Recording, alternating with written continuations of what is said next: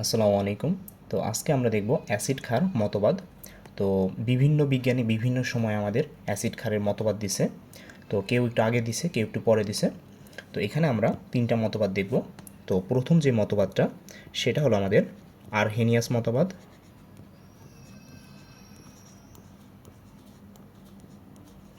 প্রথম যে মতবাদটা সেটা হলো আমাদের আরহেনিয়াস, এবং তারপরে আমরা যে 2 নাম্বারটা দেখব সেটা হলো আমাদের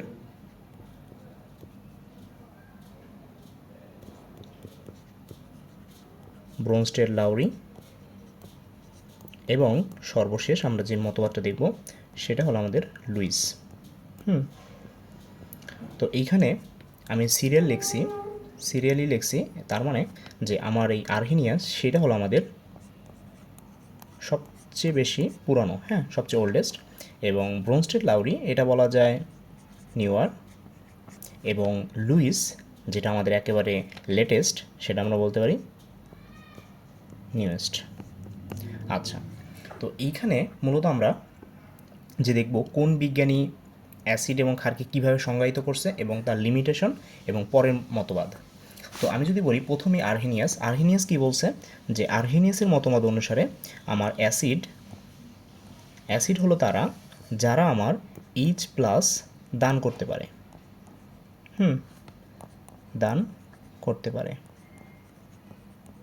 আচ্ছা, এবং বেস বা ক্ষার, বেস হলো কারা, যারা আমার OH- দান করতে পারে।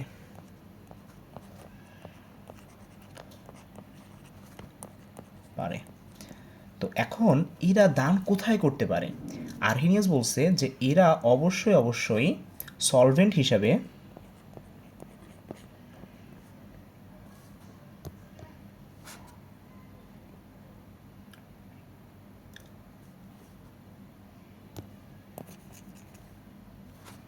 অনলি ওয়াটার, তাদের সলভেন্ট হিসেবে শুধুমাত্র ওয়াটারে তারা দান করলে তারা অ্যাসিড এবং ক্ষার, অন্য কোথাও না, অন্য কোনো সলভেন্ট না, শুধুমাত্র আমাদের পানি। তো এখন এরকম উদাহরণ কী হইতে পারে? উদাহরণ হইতে পারে আমার, ধরো আমার HCl আছে, এবং অ্যাকোয়াস। তো এটা এখানে কি হবে? H+ aqueous plus chlorine minus. আচ্ছা, তো এই যে দেখো আমার হাইড্রোক্লোরিক অ্যাসিড, তার থেকে একটা H চলে গেছে H+ হিসেবে সলিউশনে দিছে। সলিউশন এখানে অ্যাকোয়াস বলতে পানি আর কি, হ্যাঁ, পানি দ্রবণে দিছে। তার মানে আমার এটা একটা অ্যাসিড। এবং আমি যদি বলি যে আমার একটা ক্ষারের কথা, সোডিয়াম হাইড্রোক্সাইড, এবং অবশ্যই এটা অ্যাকোয়াস, মানে এখানে জলীয় দ্রবণ আছে, সেখান থেকে আমার OH- অ্যাকোয়াস এবং সোডিয়াম অ্যাকোয়াস। আচ্ছা, তো এখানে দেখো, এখানে ঠিক একই জিনিস, যে সোডিয়াম থেকে OH মূলকটা আছে, ও কী করছে এখানে জলীয় দ্রবণে আমার দিয়ে দিছে, তার মানে ও আমার একটা বেস। তো এখন এইটা তো গেল আমার অ্যাকোয়াসের জন্য। এখন যদি আমি লিখি যে এখানে মূলত আমার অ্যাসিড বেসে কী হয়, যে অ্যাসিড থেকে আসে আমার H+, এবং ক্ষার থেকে আসে আমার OH-। তো এরা পরস্পর রিয়াক্ট করে আমার এখানে পানি তৈরি করে, বা বলতে পারো প্রশমন রিয়াকশন করে। আচ্ছা, তো এখন যেটা বলতেছিলাম, যে এই অ্যাসিড ক্ষার মতবাদে আরহেনিয়াস যে মতবাদটা দিছে সেইটার লিমিটেশনটা কোথায়? সেটার লিমিটেশনটা হলো এখানে, যে ধরো তোমার কাছে আছে NH3 এবং হাইড্রোক্লোরিক অ্যাসিড। তো এইটা একটা গ্যাস এবং এটা একটা গ্যাস। তো এরা রিয়াকশন করে কি তৈরি করে আমাদের?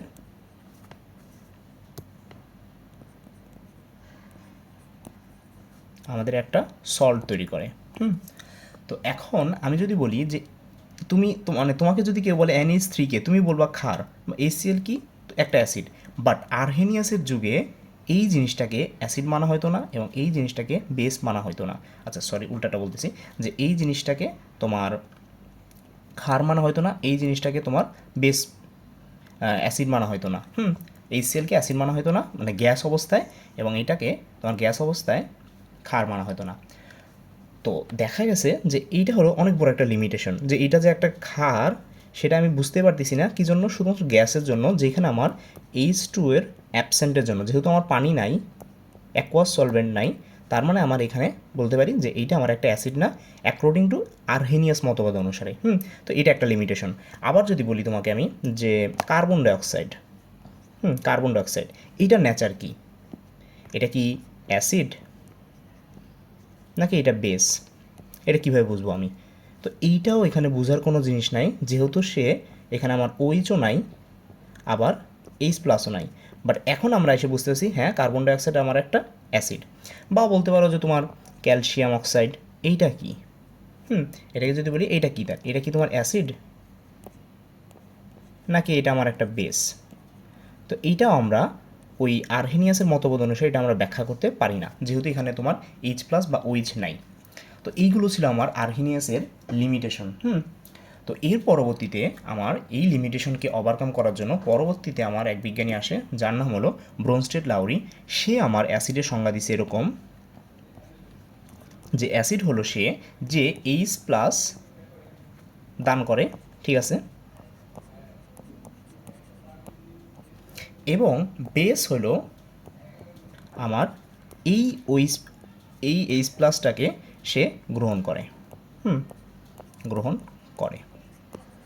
আচ্ছা, তো এখন এর ভিতরে মানে পার্থক্যটা কি? আর্হেনিয়াস এবং ব্রোনস্টের ভিতরে পার্থক্যটা হলো যে এইখানে যে সলভেন্টটা হবে সেই সলভেন্টটা any solvent, any liquid solvent, liquid solvent, any liquid solvent, পানি তো থাকবেই, পানি তো থাকবেই, পাশাপাশি আদার মানে আরও যে কোনো সলভেন্ট হইতে পারবে, লিকুইড সলভেন্ট। তো এইটা হলো আমার ব্রোনস্টেড লাউরি অনুসারে আমার অ্যাসিড এবং বেসের সংজ্ঞা। অ্যাসিড এবং বেসের সংজ্ঞা। তো এখন এইখানে আসলে কোন কোন জিনিসগুলো তোমার হয়েছে, মানে আর্হেনিয়াসের থেকে আপডেট হয়েছে? তো এখানে আপডেট হয়েছে এমন জিনিসটা যে ধরো তোমার কাছে একটা অ্যাসিড আছে HCl, HCl আছে, এবং তোমার কাছে ধরো যে আছে NH3, তোমার কাছে আছে আমার NH3। তো এখন এই HCl ও কী করবে, ও আমার জলীয় দ্রবণে বা যে কোনো সলভেন্টে আমার কী করবে, H প্লাস দিবে, এবং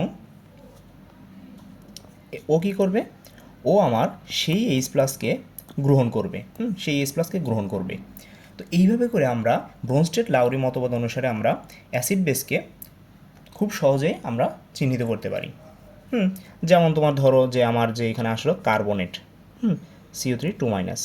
তো এইটা আমি আর্হেনিয়াস মতবাদ অনুসারে আমি এটা প্রুভ করতে পারি নাই, বাট এইখানে এটাকে আমি খুব ইজিলি প্রুভ করতে পারি, যেহেতু দেখো এখানে 2- আছে, এখানে 2- আছে, তার মানে ও কী করতে পারবে, আমার H প্লাস গ্রহণ করতে পারবে, গ্রহণ করে তোমার অ্যাসিড হইতে পারবে, কনজুগেট কনজুগেট একটা ব্যাপার আসবে।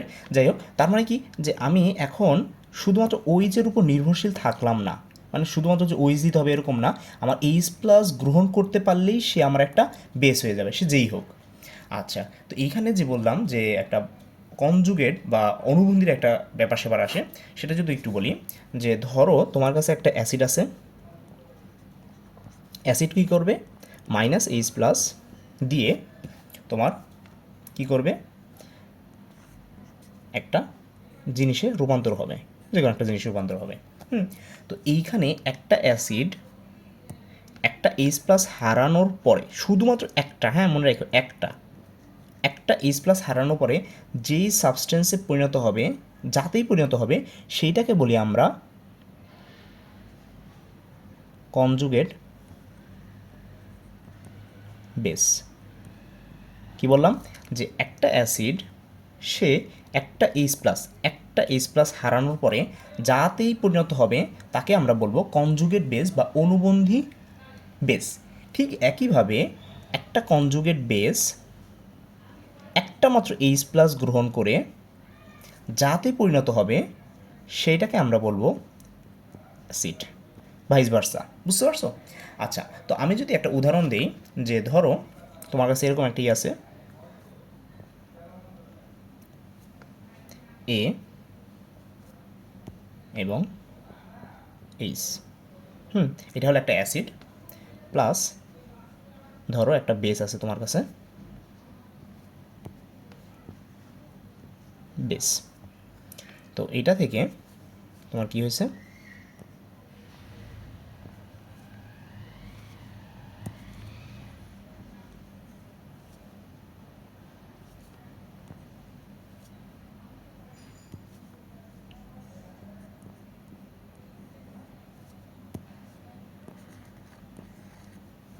আচ্ছা।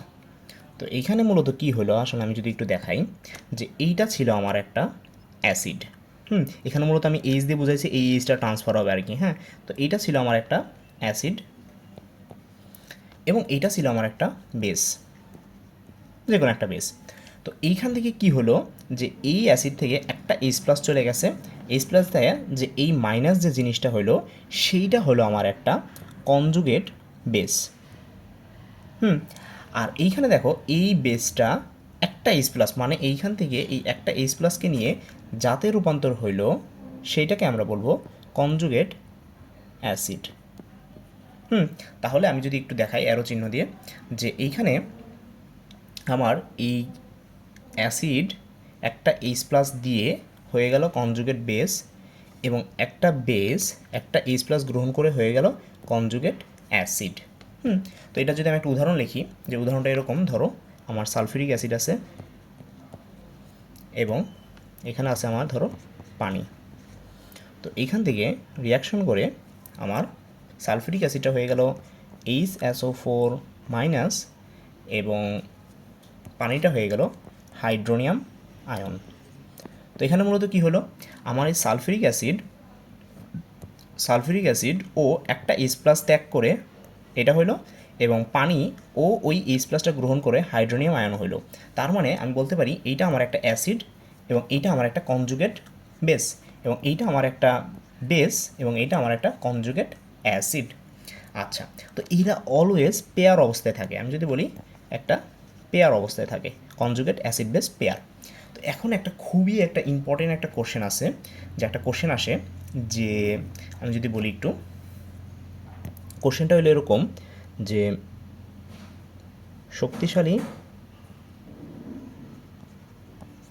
শক্তিশালী অ্যাসিডের কনজুগেট বেস কেন উইক হয়, কেন উইক হয়, এবং ভাইস ভার্সা, যে শক্তিশালী বেসের কনজুগেট অ্যাসিড কেন উইক কনজুগেট অ্যাসিড হয়। তো এই কোশ্চেনটা খুবই মানে ইন্টারেস্টিং একটা কোশ্চেন, যে এবং এটা অনেক সময় দেখা যায় যে আসে। তো এই জিনিসটা একেবারে যদি আমি বেসিক বলি, যে জিনিসটা আসলে কী হয়, যে ধরো তোমার কাছে তুমি স্ট্রং অ্যাসিড আছে, আমি যদি তোমাকে প্রশ্ন করি যে তুমি স্ট্রং অ্যাসিড বলতে কী বোঝো আসলে, একটা স্ট্রং অ্যাসিড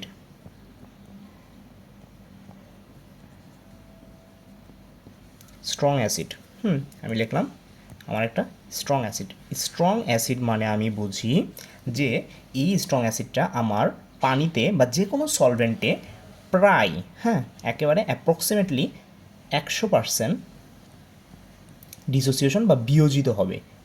এটাকে আমরা বলি যে একটা স্ট্রং অ্যাসিড, মানে সেই স্ট্রং অ্যাসিডটা আমার যে কোনো সলভেন্টে 100% প্রায় 100% বিয়োজিত হবে, বা ধরো আমি এটাকে অ্যাপ্রক্সিমেটলি 99% লিখলাম, বিয়োজিত হবে। এবং একটা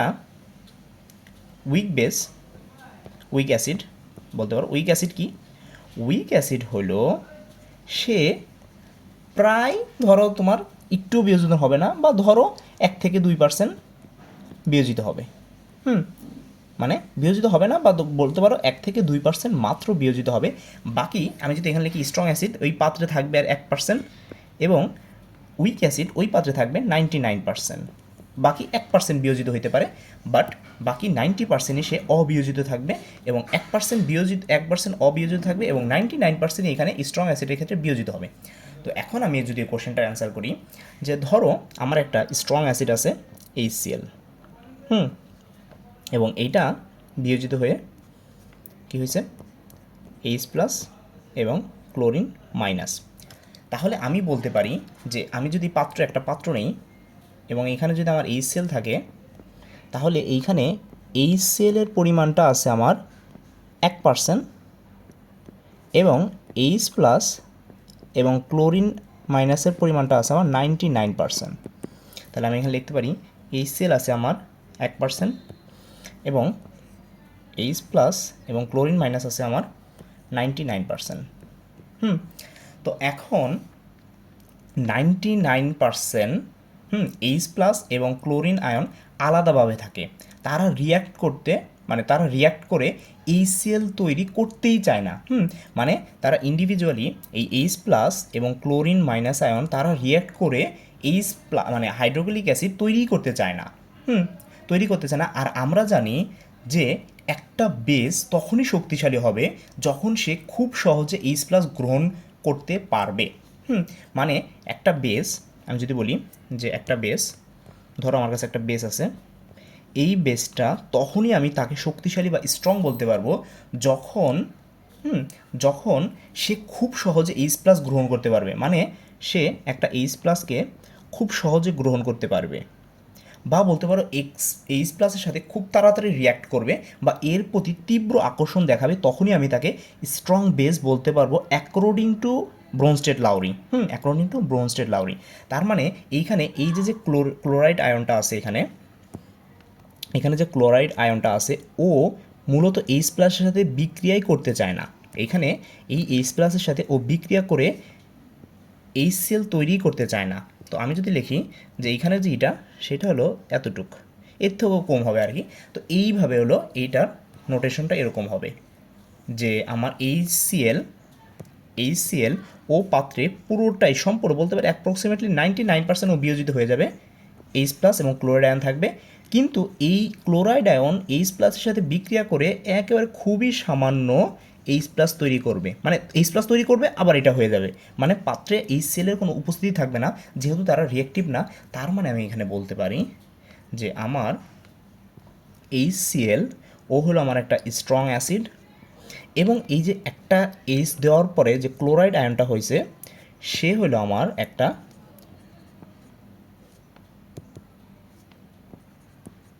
উইক বেস।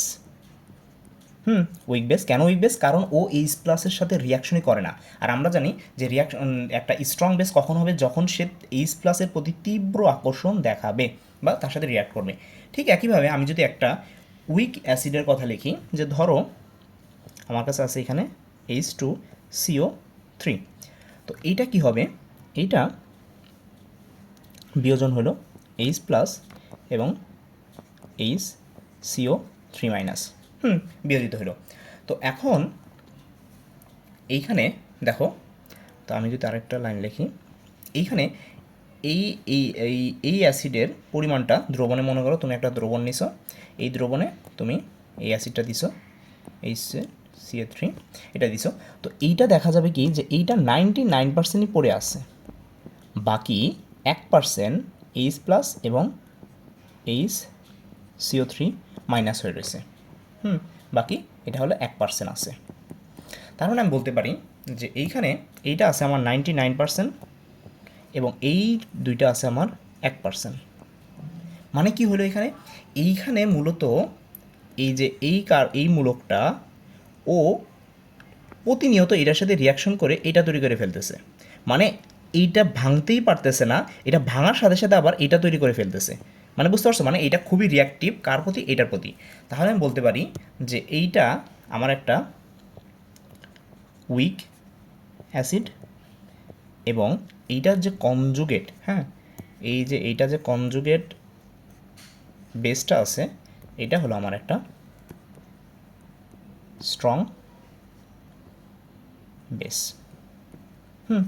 তো এইটা ছিল আমার এই কোশ্চেনের অ্যান্সারটা, যে শক্তিশালী অ্যাসিডের কনজুগেট বেস কেন উইক হয় এবং শক্তিশালী বেসের কনজুগেট অ্যাসিড কেন উইক হয়। তো আমি মূলত অ্যাসিডেরটা দেখাইছি, বেসেরটা ঠিক একইভাবে। তো আমি আর এখন দেখাইতেছি না। আচ্ছা, তো এরপরে আমরা করব। আচ্ছা, আরেকটা জিনিস মনে রাখবা যে একটা অ্যাসিড যে কোনো একটা অ্যাসিড এবং তার কনজুগেট বেসের মধ্যে শুধুমাত্র পার্থক্য থাকবে একটা এইচ প্লাস বা একটা প্রোটনের। শুধুমাত্র একটা, কিন্তু দুইটা না, কিন্তু একটা মাত্র প্রোটনের। আমি যদি বলি যে H2SO4 এইটা থেকে হইতেছে HSO4 মাইনাস, আবার এইটা থেকে হইতেছে SO4 2 মাইনাস। বুঝতে পারছো? এই সালফিউরিক অ্যাসিডের কনজুগেট বেস অবশ্যই এইটা না কিন্তু। আবার এইটার কনজুগেট অ্যাসিড এইটা না কিন্তু। বুঝতে পারছো? মাত্র একটা এইচ প্লাসের ডিফারেন্স থাকতে হবে। আচ্ছা, তো এরপরে আমরা যেটা দেখব, আমাদের সবচেয়ে আপডেট যেটা হলো আমার লুইস মতবাদ। তো লুইস মতবাদে আসলে আমার কি বলছে, যে লুইস মতবাদে আমার বলছে যে আমার একটা অ্যাসিড হবে সে, আমি যদি বলি যে আমার অ্যাসিড হবে সে যে আমার লোন পেয়ার গ্রহণ করবে এবং আমার বেস হবে সে যে লোন পেয়ার দান করবে।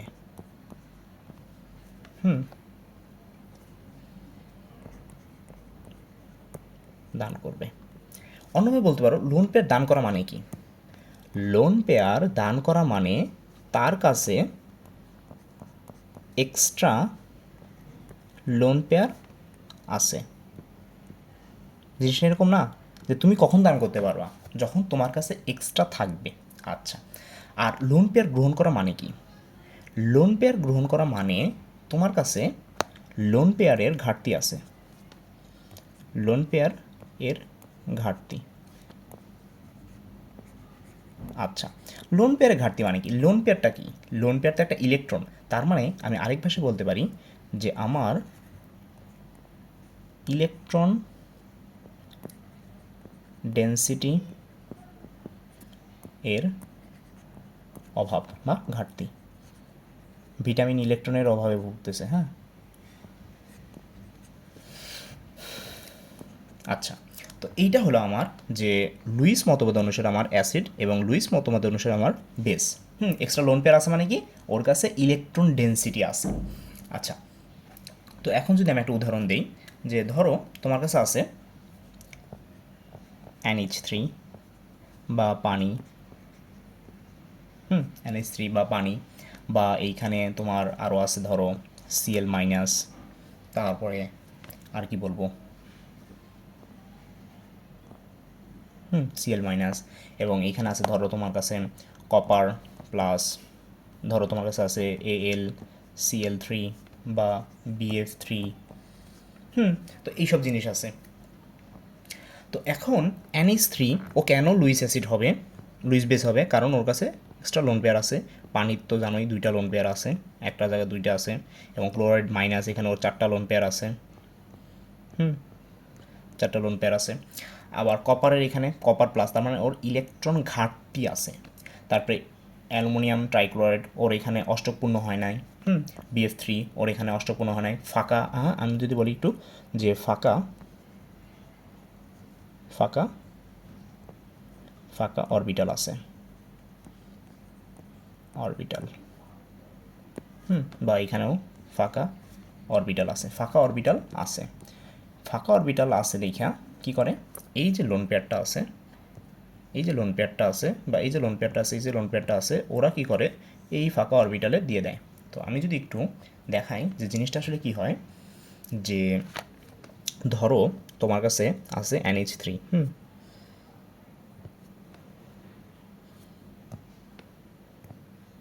এই আমার নাইট্রোজেন, এই আমার হাইড্রোজেন,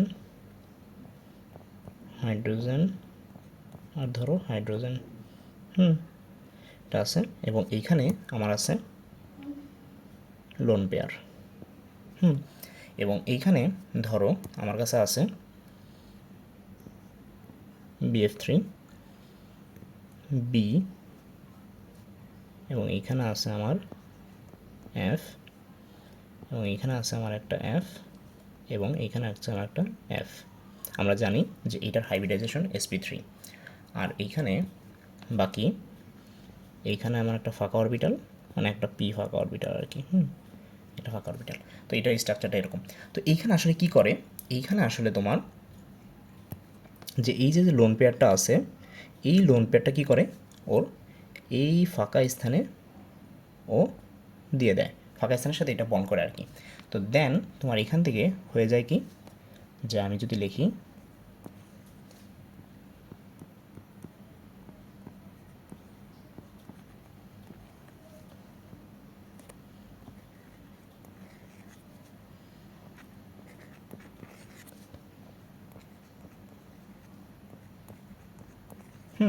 তো এইটা আমার হয়ে গেল, বন্ড করলো এটা কি, এটাকে বলা কোঅর্ডিনেশন কোভ্যালেন্ট বন্ড আর কি। আচ্ছা, তো এখানে আসলে কি হলো, যে দেখো এইটার কথা যদি আমি বলি, এইটা একটা লোন পেয়ার দিল আমার, লোন পেয়ার ডোনেট করলো, এবং এই যে BF3 ও কী করলো, ওর ফাঁকা পি অরবিটালে ও লোন পেয়ারকে গ্রহণ করলো, যেহেতু ওর কাছে ফাঁকা অরবিটাল আছে। তো ও যেহেতু গ্রহণ করলো, তাহলে অ্যাকর্ডিং টু লুইস আমি ওকে বলতে পারি যে ও আমার একটা অ্যাসিড এবং লুইস অ্যাসিড। এবং ও যেহেতু দান করলো, তার মানে আমি ওকে বলতে পারি ও একটা লুইস বেস বা লুইস ক্ষার, এবং এই বন্ডটা করলো। আচ্ছা, তো এইভাবে করে আমরা দেখতে পারি যে কোনটা লুইস, কোনটা তোমার আর্হেনিয়াস, বা কোনটা ব্রোনস্টেড লাউরি। তো আমি যদি একটা সামারি করি, যে মানে একটা চিত্র আঁকি, যে দেখো এটা একটা খুবই জনপ্রিয় চিত্র, যে ধরো একটা সার্কেল আছে,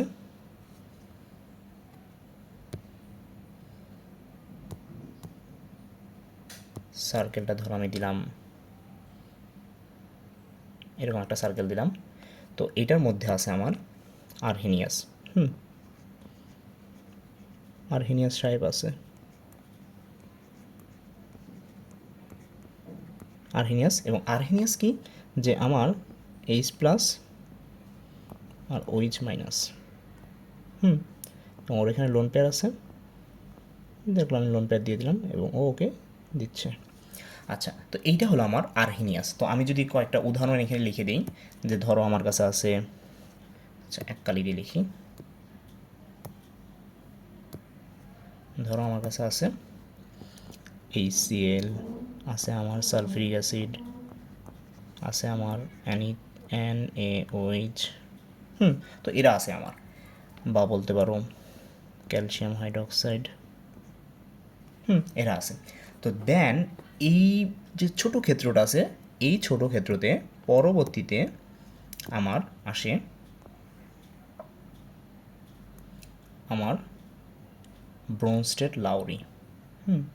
আমি যদি বলি একটু, ব্রোনস্টেড লাউরি সাহেব আসে, যেটা হলো আমার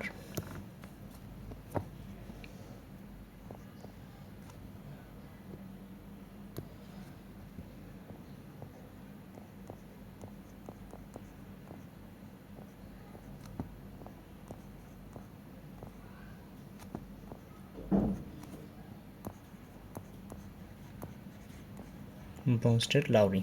এবং ব্রোনস্টেড লাউরি কি, যে একটা বেস, এবং এখানে আমার একটা এইচ প্লাস,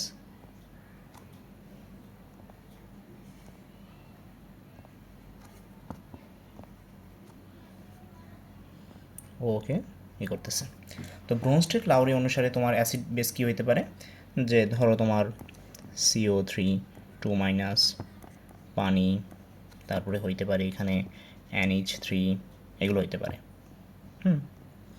আচ্ছা, দেন সবচেয়ে লেটেস্ট যেটা আসে সেইটা হলো আমার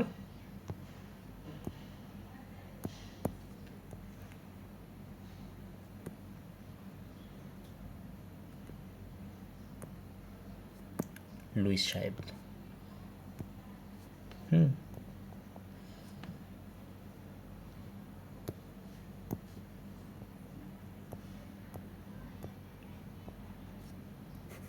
লুইস।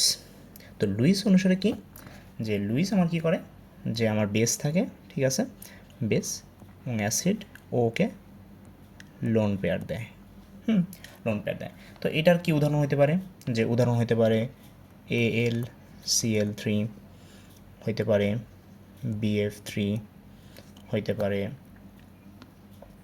তোমার কপার প্লাস, হইতে পারে ক্লোরিন মাইনাস। আচ্ছা, তো এই চিত্রটা আঁকার কারণ কি? আমি যদি বলি এই চিত্র আঁকার কারণ কি, দেখো সবচেয়ে ছোটো সার্কেলটা যেটা, সেটা হলো আর্হেনিয়াস, বা বলতে পারো যে এটা আমার একটা জ্ঞানের পরিধি। আমি আর্হেনিয়াসের যুগে বা আর্হেনিয়াসের যুগে যারা ছিল তারা শুধুমাত্র এইটুক জ্ঞানই তাদের ছিল। তারা মনে করতো অ্যাসিড বেস মানে শুধুমাত্র যে OH মাইনাস যে দিতে পারবে সে হবে ক্ষার, এবং H প্লাস যে গ্রহণ করতে পারবে দিতে পারবে সে হলো আমার একটা অ্যাসিড। এইটাই শুধুমাত্র তাদের জ্ঞানের পরিধি ছিল। দেন আমার আসলো ব্রোনস্টেড লাউরি সাহেব, দুইজন বিজ্ঞানী।